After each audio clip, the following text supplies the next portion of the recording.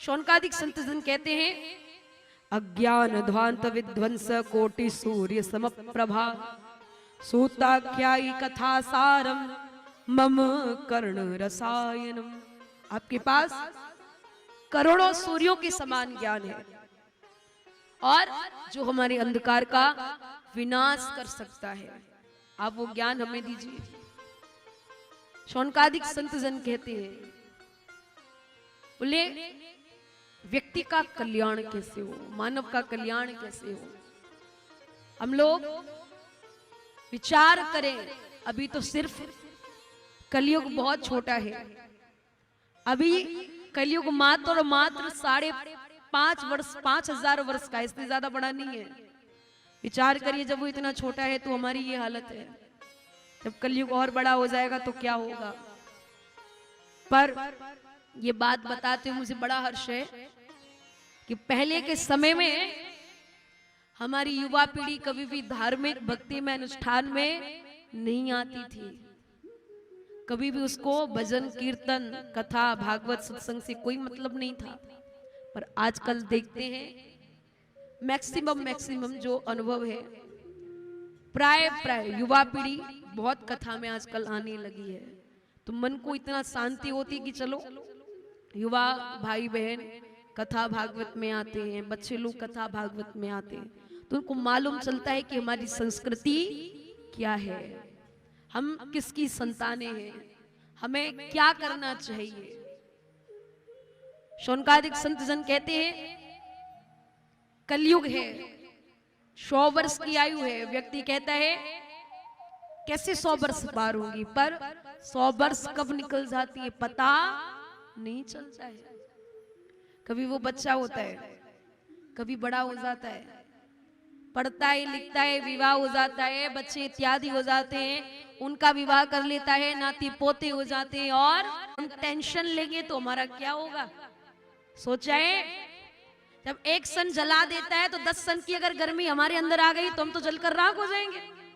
इसलिए टेंशन नहीं लेनी चाहिए, चिंता नहीं चिंतन करो, क्योंकि संतजन बताते हैं चिंता करे तो मिले बीमारी और चिंतन करे तो मिले बाके बिहारी। अब बताओ किसको पाना है, बीमारी या बिहारी, बीमारी या बिहारी, बोलिए की जय। अरे उस बिहारी जी को बुलाना है, उस बिहारी जी को पाना है तो एक बार जोर से कहिए ना, राधे राधे राधे राधे। आगे वाले तो कह भी रहे राधे राधे, पर जो पीछे वाले है ना वो तो केवल आधे आधे में ही लगे पड़े। अरे भैया आधे आधे नहीं, पूरा पूरा कहिए ना, राधे राधे राधे राधे। हाँ ऐसे। तो महाराज सूत जी महाराज बताते हैं, जब राजा परीक्षित को सुखदेव जी महाराज कथा सुनाने के लिए बैठे, देवता अमृत का कलश लेकर आते हैं। देवता आए और देवता आकर कहते हैं, महाराज ये अमृत राजा परीक्षित को आप पिला दीजिए, उसकी मुक्ति हो जाएगी, और ये कथामृत आप हमें पिला दीजिए, क्योंकि मुक्ति करा ली है तो अमृत से भी मुक्ति हो जाएगी, अमर हो जाएंगे, और ये कथामृत आप हमें पान करा दो तो हमारा जीवन धन्य हो जाएगा। सुखदेव जी महाराज कहते हैं, बोले ना तो मुझे अमृत पीना है और ना मुझे कथामृत पीना है, ये दोनों ही परीक्षित को पीनी, उसके ऊपर निर्भर करता है उसे क्या ग्रहण करना है। पूछा तो परीक्षित कहते हैं, महाराज इस अमृत के तो मुझे दूर से ही हाथ जोड़ने, इसको तो दूर से प्रणाम करता हूं। मैंने सुना है जो अमृत पीता है वो अमृत हो जाता है, पर उसे कुछ मिलता नहीं है। कृपया आप मुझे बताइए अमृत और कथामृत में क्या अंतर है।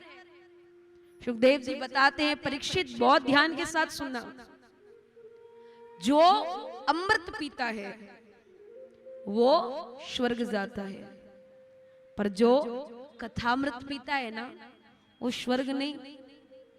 परीक्षित ने कहा तो क्या नरक में जाता है। सुखदेव कहते हैं, राजन ना नरक में जाता है ना स्वर्ग में जाता है, वो तो सीधे प्रभु के बैकुंठ जाता है और उसकी तो मुक्ति हो जाती है, उसका कल्याण हो जाता है। बोलो तुम्हें कहां जाना है? परीक्षित कहता है महाराज मैंने तो पहले ही कहा था ना। इस अमृत के तो दूर से हाथ जोड़ता हूं, माफ करना, मुझे तो प्रभु की कथा ही सुनाई। देवताओं को कहा, देवता मुंह लटकाकर लौट कर आ जाते हैं। ब्रह्मा जी से कहते हैं प्रभु बचाइए। वहां अमृत का कलश लेकर गए, लौटा दिया। ब्रह्मा जी कहते हैं 7 दिन पूरे तो होने दो। महाराज 7 दिन पूरे हुए, परीक्षित की मुक्ति हो गई, मोक्ष हुआ। ब्रह्मा जी ने एक तराजू मंगाया। ब्रह्मा जी कहते हैं बोले काम करो, एक ब्रह्मा जी ने कहा एक तराजू के पड़ले में समस्त वेद वेदांतों को रखो और एक तराजू के पड़ले में श्रीमद् भागवत महापुराण को रखो। ऐसा ही होता है। तराजू के एक पड़ले में समस्त वेद वेदांतों को रखा और तराजू के एक पड़ले में श्रीमद् भागवत महापुराण को रखा।